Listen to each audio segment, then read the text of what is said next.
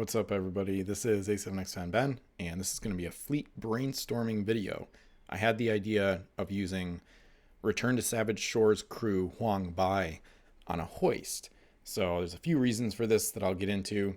So he is a mercenary crew from Return to Savage Shores, the 14th set that was designed but not released. And we have the stats via Wolf, who shared them back around 2012, I think, 13, on Miniature Trading.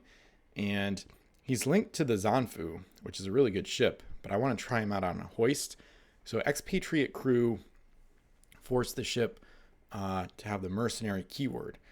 And that's the keyword that forces you to start the game SOA from your home island, and the ship cannot dock at its own home island. You can actually start them the game face down, which is interesting. I haven't really done that much because I didn't really know it was an option until recently. And therefore the ship could start the game at least docked at its home island. But either way, we're going to be using him. So as soon as we flip him, we won't be able to dock the ship at its own home island, which is where the hoist comes in really handy. Because with the hoist arm, you can actually unload at home using the hoist. So you don't actually need to dock at home, because when the ship explores, it may transfer cargo to and from any islands and friendly ships that it can touch with its hoist. And that can be a free action per that second part of the hoist keyword. So this is something I've been enjoying the past few years, because you can use it with some of the other Expatriate crew, like a home island raider like Yashahi Angria. Take a treasure and then kind of looks like you don't have any way to deposit it, but then you just use the crane to move it over. There's no need to dock. It is a little bit fragile because if you can't dock at your home island, you're more dependent on forts to repair. And hoists, they're really good, but they are a big point investment, but they're kind of fragile with 3 masts, a little bit fragile.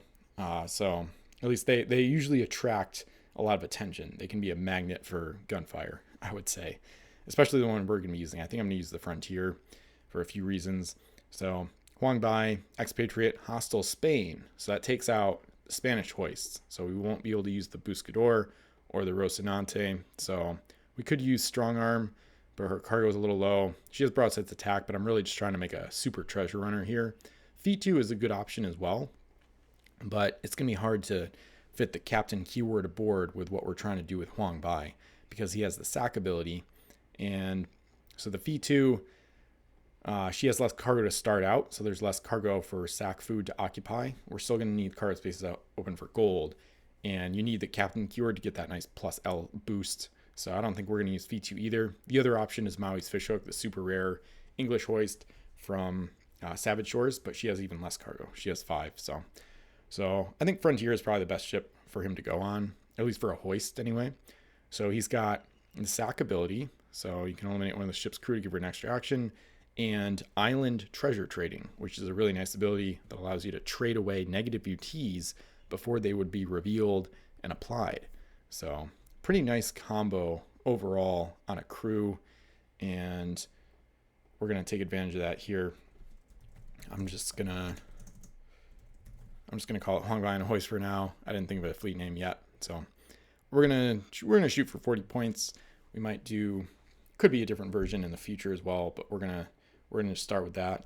And before I forget, I'm gonna put this in the description, because I do like to think about kind of the optimal island terrain selections for each fleet. And you might notice this is in order of the complete game rules, because you first place islands, and then you do terrain, and then you place crew before placing treasure. So this is tailored to be specifically in the exact order that's going to happen in a game setup. And I realize between house rules or just casual game groups, it won't always, you might have your crew placed before you start placing islands. I understand that, and I've done that a lot too. But in a more meta or competitive setup or scene, I'm just going to go with that order, because that's how it works with the rules, the combined set or complete game rules. So we'll add our hoist here, which is really nice. With 8 cargo, we'll have plenty of room for sack fodder crew and for some treasure as well. And it's got the secret hold keyword, which is nice bonus. And so it looks like he might not, he's mercenary, that's why it's not showing up. So the faction defaults to the faction of the ship on PSM list, which makes sense. And I think we'll add, I know we're going to want a helmsman. We're going to want some oarsmen, but I'm not going to add those quite yet because there might be another crew on the ship. It's always tempting to add Eternal or something, but in this case, since we'll have the mercenary keyword, Eternal won't really work properly. So I guess I'll hold off on adding Ralph David or Gus Schultz. So we're going to run out of points pretty quick. So this fleet might get a little gamey later on, but I kind of want to make it somewhat competitive. Might be a little cheesy, but I think it's a pretty decent combo to start out with. So I'm kind of erring towards the side of making at least like somewhat competitive. I might not go like all out, but like I said, this is a brainstorming video, so it's totally a novel concept that I didn't think about beforehand. Outside of Huang Bai and the Frontier, there's nothing else that I thought about. So I think I'm gonna add Hidden Cove, and that'll allow the Frontier to get to the first island pretty easily, and that way she won't need to sack just to get to an island. And with the treasure trading ability, we might be able to include like a negative ET or two, but I'll think about that later. I'll think about ETs once I finish the ships and crew and whatnot. So I think we should flesh out the Frontier setup a little bit more before I get into a potential second ship, because I think I want to probably have a gunship as well, probably either mercenary or American, just to keep the faction theme like somewhat consistent. There's no need to, but just for the heck of it, might as well. I made enough really random mixed faction fleets on this channel, on this website, so we'll go a little bit more synergistic. I think I'm going to start with, I like to have at least 3 oarsmen to sack. Let me think about how that works with the cargo. So no links. The first oarsman won't take up space, the other ones will. So that's 4 cargo spaces taken up, still 4 available. So I'm going to include at least 1 more oarsman. And we're going to leave it at 4 for now. So that way the ship has 4 like sack fodder oarsmen that she can sack easily. That does bring us up to 28 points. So we're getting up there in terms of that. So I think if we include Perry on a gunship, we could use him to get the captain and helmsman on said gunship. And then that would leave us 12 points left for some kind of warship. So I think I'm going to search that right now. I think I'm going to search mercenary first, actually, just to try to make it a little bit more unique. I might go American, and I know the Providence and USS Hudson would be good options, but I at least want to check out the mercenary options here. One thing is speed. So the Frontier is going to be flying pretty quick. So SSS max speed or max base speed, but that's going to be doubled sometimes with the sack ability. So ideally she's going to Hidden Cove out, she's going to immediately explore, pick up the best 4 coins, or she should be able to drain that whole island, I think. Yeah, 1, 2, 3, 4, 5. So once you sack one of the oarsmen, she'll have 4 crew that take up space. So she starts the game with 5 spaces taken up, because the first oarsman won't take up space, the other 5 do. But you sack an oarsman, and then you'll have 4 spaces available. So she could drain an island right away, and then you sack for second action to move home at SSS speed. So hopefully by the end of the second turn, hopefully you'll have 4 coins on your home island. I mean, you might discover UTs that aren't worth gold value. So just depends on the treasure distribution. But so we do want a ship that can kind of keep up with her, at least in a reasonable manner. So the mercenaries, they do have quite a bunch of ships in the 10 to 12 point range. A lot of these are not going to be fast enough for what I want. And Devil Ray is okay, submerged ramming, but I kind of want like a more proper gunship that can shoot. So Santa Molina is decent, but the other problem, I just realized the problem with using a mercenary ship is there's no +5 mercenary crew. So, and 0 point crew like Perry, he can't even go on Slipstream because 0-point crew can only be assigned to ships of their nationality. So we are going to go American, I think, for this other ship. So in the 10 to 12 point range, American gunships we have access to are Providence, Boston. I'm not going to name all of them. Hudson is a great one. I just used that in another fleet I made, so I think I'll hold off on that one. New Orleans is a fun one. Overton. I think Providence is probably our best option, though. I think if we had like multiple slow gold runners, I think I would probably go with the Overton or maybe the Paladin, or even Pawtucket maybe as a hybrid. I like that ship. She's kind of underrated, I would say. USS Mercury Windcatcher is decent as well, but I don't think I want to use that one. I think Providence is probably going to be our most competitive American option here. So I suppose I'll try that one. You could easily swap it out for whichever one you have or whatever one of those is your favorite. So we'll add Providence. We'll add Commodore Matthew Perry. So he gives us our limit crew with ransom +5. And those 5 points will be used. Well, probably will be used for Captain Helmsman. I say probably because you could maybe change that a little bit. You could do with +5 being Huang Bai himself or 3 oarsmen and a helmsman. I think I would have the +5 still be the captain and helmsman, because the Frontier and the Huang Bai combo is like, that's the star of the show. That's like the premise of this fleet. So I think I would keep that lineup, that ship and crew lineup, exactly the same for every game. And I think I would have the captain helmsman be the modular +5 choices. Part of the reason for that is Providence can easily be a hybrid.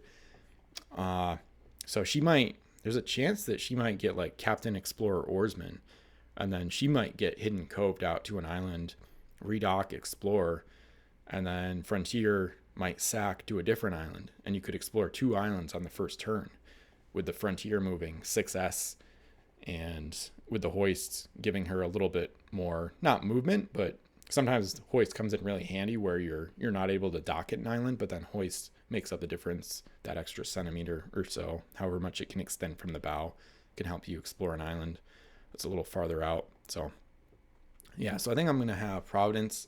Her crew are going to be the +5 selections. And let's write that out here. Captain Helmsman on Providence. So it might be swapped. Oh, I said hidden cove. So, oh yeah, okay, that's a problem. So now it's because we're at 45, so we don't have hidden cove here. I'm just gonna, I guess I'll delete it. Yeah, I think I want Providence to be faster. I think the default's gonna be no events. Plenty of people probably ban events too. Sometimes I do as well. So maybe we'll just go no events as the default. Might be swapped for hidden cove, explorer, oarsman combo. So whatever.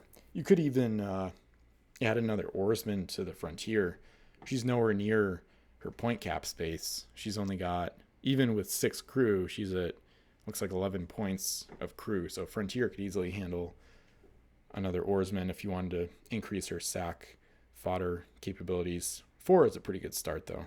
So I like 3 as a minimum, but 4 should work great here.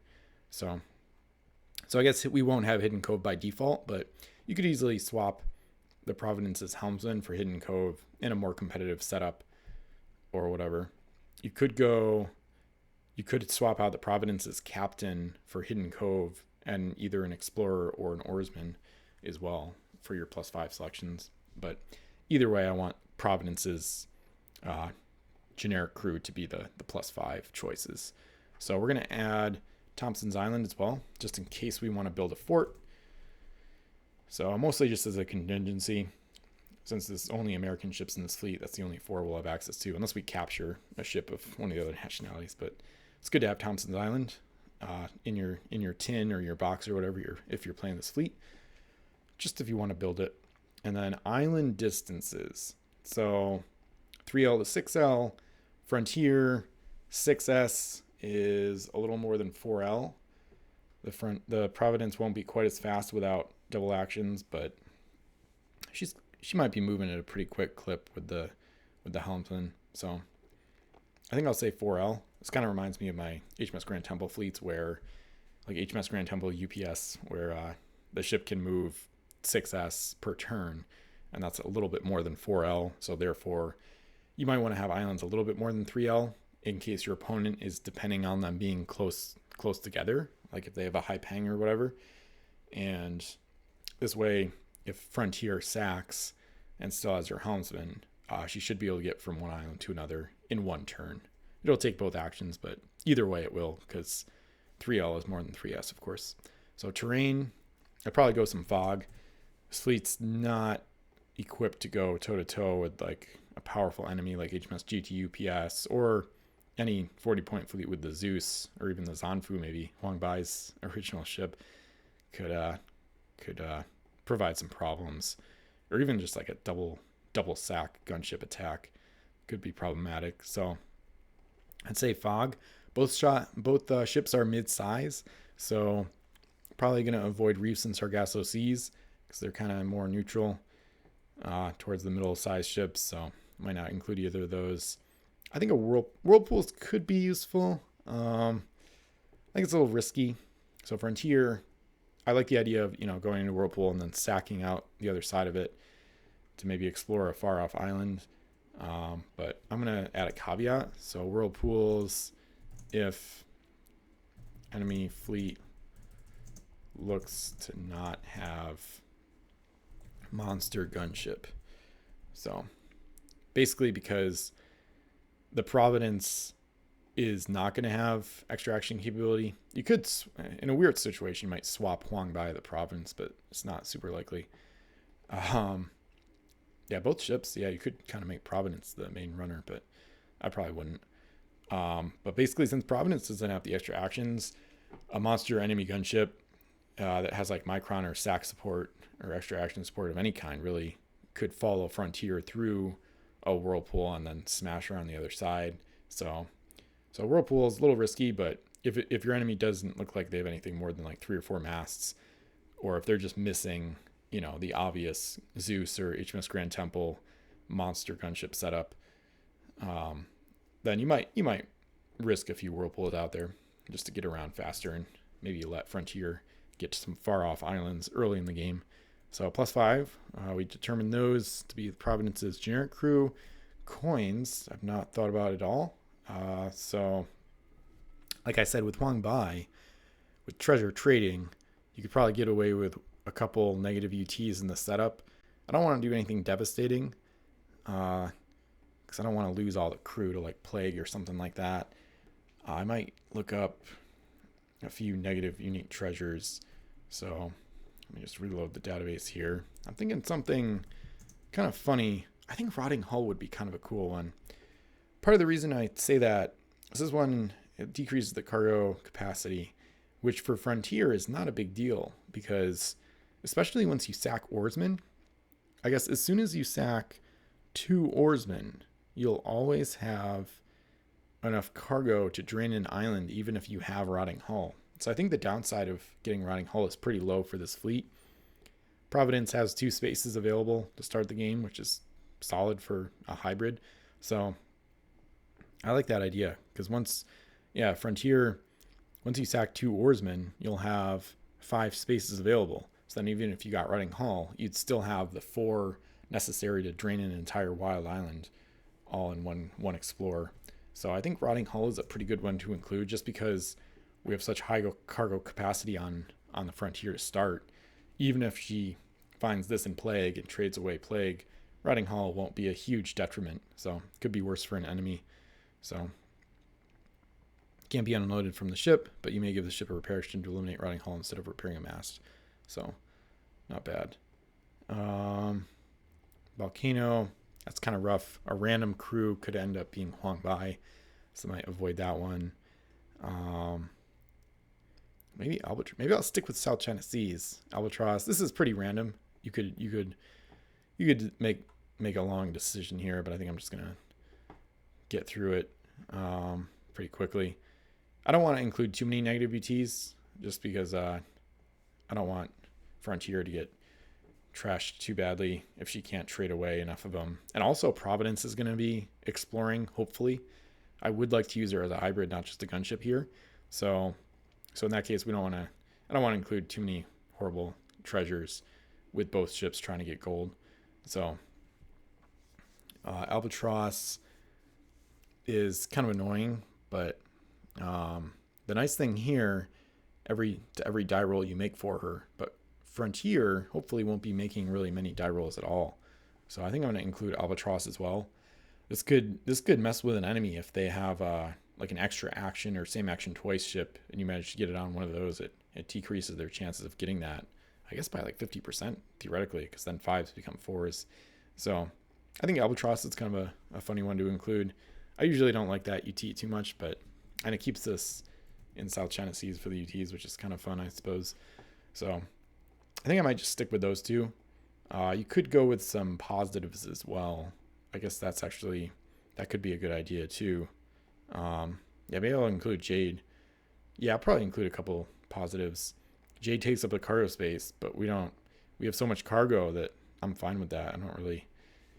I think Frontier is going to be fine, especially because the more you sack, the longer the game goes, the more cargo spaces you free up because the extra oarsmen get eliminated. So yeah, I'll include a third one here. I'll go do some Jade here. Include that one.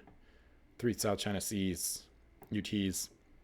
This fleet is becoming pretty hard to make. I mean, obviously you start with the unobtainable crew, but Frontier has become more expensive over the years. Providence is one of the harder American ships to get to some extent. And then between Perry and the South China Seas UTs, there's a bunch of SCS rares, but whatever. So nice colors, though. A lot of green, red, blue in the fleet for the card colors, which is kind of nice. So with those 3 UTs, we'll have 5 coins to make up our 15 treasure. So I'm gonna put UTs plus the default I would usually do is 5 3s, which is maybe a little boring. Maybe I'll change it up for once, because I usually just do that same distribution. The big reason for that, though, is because I've made some pretty nasty Universal Pirate shipping fleets that can get like +2 or sometimes even +3 or +4 to a coin. So I think I'm going to stick with this, because in the off chance this fleet faces one of those UPS fleets, if you include any 4s or 5s on a +4 to a coin or +3, if they can turn a 4 or 5 into an 8 and they find another one, that could be 16 gold or more on 2 coins. So at least with 3s, if they find 2 of those at an island and 2 UTs, they can only max out at 14 gold, because I'm pretty sure +4 is the most you can get to a coin. So if they find a couple 3s, best they can do is +4 both. 14 is not enough to win. So in the interests of not losing to a UPS fleet on the first or second round, I think I'll keep the coin values, the coin values as low as possible, so we don't have any higher ones. So it's a little bit of a niche case, but anyway, worth mentioning. I think that does it. So we've got details on what we're going to do for the setup phase and how the +5s are going to work, the coins we're going to include. So we've got our fort contingency options, and I think it looks okay. So not meant to be the most competitive fleet or anything like that, but I really wanted to try Huang Bai and Hoist, and I think this is probably the best Hoist for him and a decent way to do it. I think the fleet would be it could get a little more interesting if you made it a bigger fleet. Maybe if you went to like 80 points, it'd be kind of fun to include like some mercenary stuff. You have like a treasure running sub that gets gold from the Frontier's Hoist arm or something, but wanted to make a 40-point version just so it can work in the standard game as well. So that's Huang Bai and Hoist, and feel free to leave your comments on the fleet, and feel free to like, comment, subscribe for more Pirates videos, and check out the affiliate links to eBay. And if you buy from those, it'll support the channel and my site. So I appreciate you hopefully checking those out. And until next time, it's a pirate's life.